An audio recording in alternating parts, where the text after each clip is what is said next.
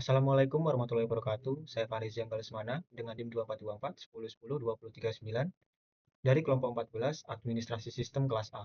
Ingin sedikit menjelaskan terkait proyek akhir, yaitu deployment aplikasi web pada Ubuntu Server melalui PuTTY dan SSH. Langsung saja yang pertama, persiapan lingkungan server. Nah, untuk langkah pertama yaitu jalankan Ubuntu Server dengan cara klik start pada virtual machine yang diinginkan. Kemudian setelah Ubuntu-nya terbuka, bisa membuka terminal di Ubuntu. Nah, setelah itu konfigurasi jaringan agar server dapat diakses melalui IP statis.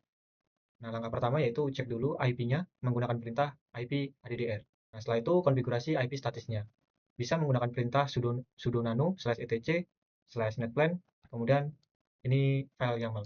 Nah, ini untuk isi dari konfigurasi file YAML-nya. Nah, setelah itu di-apply dan cek IP address-nya sudah berubah apa belum. Bisa menggunakan sudo netplan apply.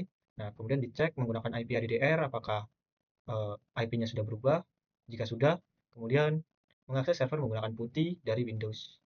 Nah, langkah pertama yaitu update dulu Ubuntu-nya, kemudian install SSH-nya.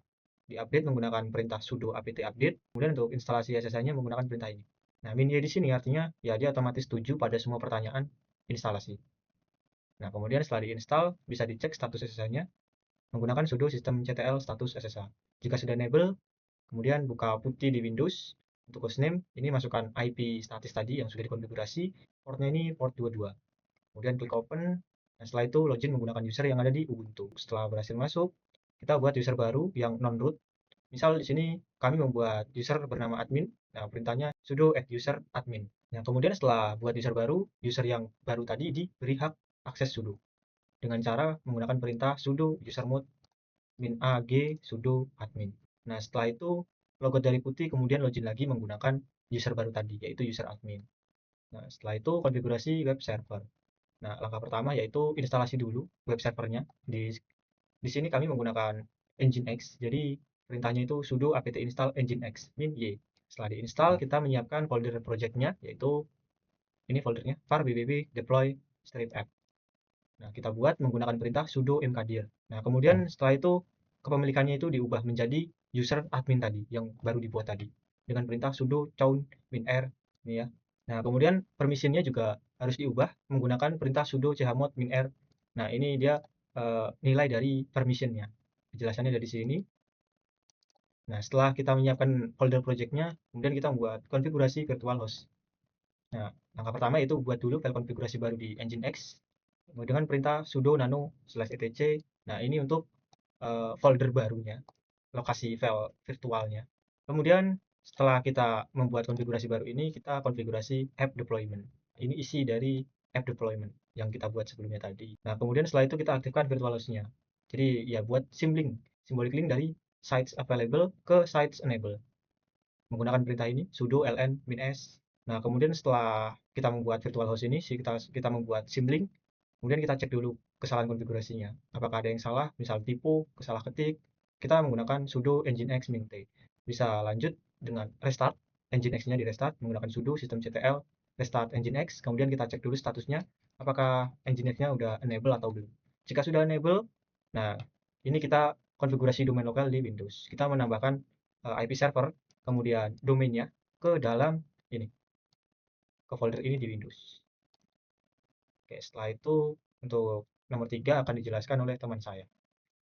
Halo, perkenalkan nama saya Rizky Riko Ananda Siagian dengan NIM 2424 1010 2019. Jadi di sini saya akan menjelaskan untuk poin yang ketiga dan keempat tentang deployment aplikasi web dan pengaturan firewall keamanan data. Ketiga itu ada deployment aplikasi web. Pertama-tama itu seperti biasa kita buat file index.html-nya ini. Kemudian ada yang poin ke 3.2 yaitu hapus file yang dimana tujuannya ini untuk memastikan nginx-nya hanya menggunakan konfigurasi virtual host app deployment yang telah dibuat dan tidak menampilkan halaman default. Oke, selanjutnya ada kita upload file aplikasi ke server melalui SCP atau WinSCP. Jadi SCP ini kepanjangannya yaitu Secure Copy Protocol yang digunakan untuk mentransfer file index HTML-nya tadi itu dari lokal atau dari Windows-nya ke server Ubuntu secara aman. Lalu langkah selanjutnya ada upload file. Untuk upload file ini caranya adalah dengan cara mendrag dan drop file index tersebut ke dokumen root tadi yang ada di server, yang dimana direktorinya yaitu var/www/develop strip app.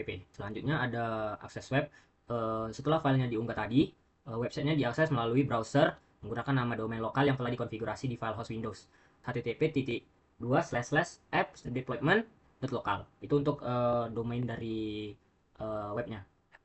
Jadi nanti tampilannya akan muncul seperti ini. Tampilan webnya akan muncul seperti ini. Oke, selanjutnya ada pengaturan firewall dan keamanan dasar.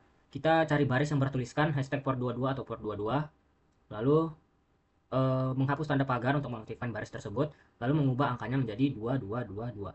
Kemudian kita akan mengkonfigurasi firewallnya, yang dimana perintah dan fungsinya itu adalah sudo ufw allow 222-tcp, yang dimana ini digunakan untuk membuka port tertentu di firewall. Fungsi sudo ufw sendiri itu digunakan untuk membuka akses web server nginx pada firewall Ubuntu secara lengkap. Nah, jadi nginx full ini dibuka pada port 80 dan 443. Untuk sudo UEFI enable ini digunakan untuk menaktifkan firewall UEFI di Ubuntu, dan sudo UEFI status digunakan untuk melihat status firewall UEFI beserta aturan yang sedang aktif. Oke, selanjutnya itu kita mematikan soket ssh.socket. Jadi ini dilakukan agar SSH beralih menggunakan konfigurasi manual atau menggunakan port 222 tadi. Jadi langkah-langkahnya itu adalah dengan cara sudo systemctl disable ssh.socket. Nah, adapun alasannya, alasan yang pertama yaitu untuk security threat obscurity, keamanan melalui ketidakjelasan dapat mengurangi risiko serangan brute force otomatis yang menargetkan port default 22 secara massal. Dan untuk yang kedua itu alasannya untuk membatasi lalu lintas jaringan atau traffic yang masuk ke server, dan hanya port yang benar-benar dibutuhkan atau web dan SSH custom yang dibuka, sementara pintu lain ditutup rapat untuk mencegah intrusi. Oke, selanjutnya kita masuk ke putih menggunakan port 222.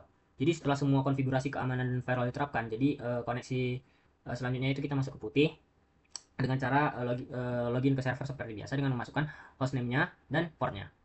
Oke, mungkin sekian penjelasan dari saya. Terima kasih. Selanjutnya adalah service management.